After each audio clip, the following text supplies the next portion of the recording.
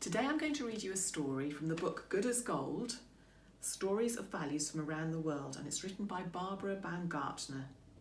The story today is called The Bird with Golden Feathers. Long ago in Malawi there lived a man named Kwende and his wife Sabola. They always had to work hard. When the spring near their house dried up, Sabola had to walk a long way to get water. Every day as Kwende set out to hunt for food, he saw a large, beautiful bird flying near the path. One day Kwende was returning home without having caught any food.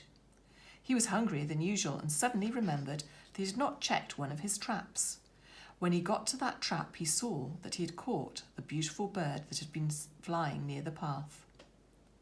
Kwende grabbed the bird by the neck and pulled out his knife, planning to kill it and take it home for Sabola to cook.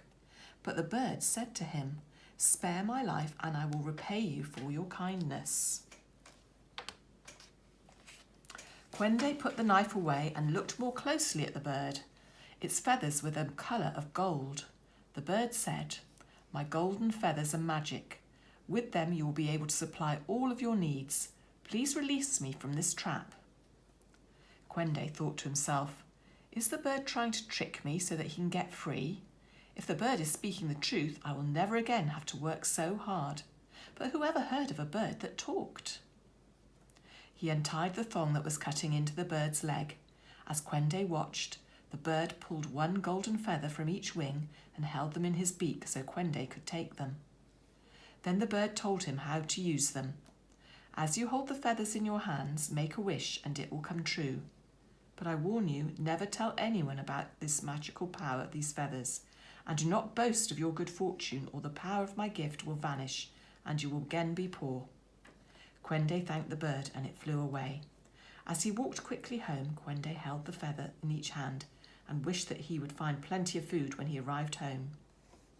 When he got home, Sabola was stirring a pot of cornmeal while a pot of stew bubbled on the cooking fire. Nearby lay a pile of yams, so he knew that they would have food for tomorrow. The nearby spring that had been dried up for so long was now gushing with water. Sabola would not have to trudge a long distance to bring back their water.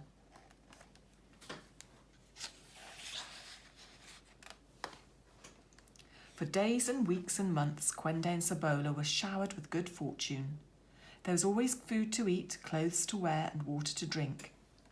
Kwende did no work, but lay in the shade of a tree all day. Sabola often asked him why he was not working in the garden or hunting in the forest, but he would not answer her questions. But then Kwende became careless. He began boasting to his neighbours of his good fortune.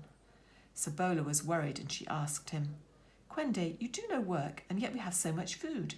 Are you stealing from others during the night? I will have to ask the wise woman to find out what you are hiding from me." Kwende protested. "Sabola, do not ask the wise woman anything. She will find out about the magic golden feathers and she'll try to steal them from me." Suddenly Kwende realised that he had disobeyed the bird's warnings. He had boasted to others and he had talked out loud about the magic feathers.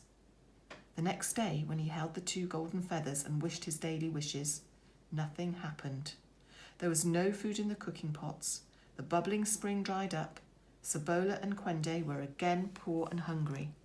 But this time their poverty seemed even worse after they had enjoyed wealth and plenty of food. Once again, Kwende had to go out daily to set traps and hunt for food. One day he went hunting with a neighbour who brought along his dog. They had hunted all day and caught nothing. But when they arrived at Kwende's last trap, he saw that he had captured the same golden bird. Kwende rushed forward. "Oh, golden bird, give me 2 of your magic feathers again and I will release you." The bird said, "Please spare my life a second time." As soon as Kwende had released the bird from the trap, the dog pounced on it and would have eaten it.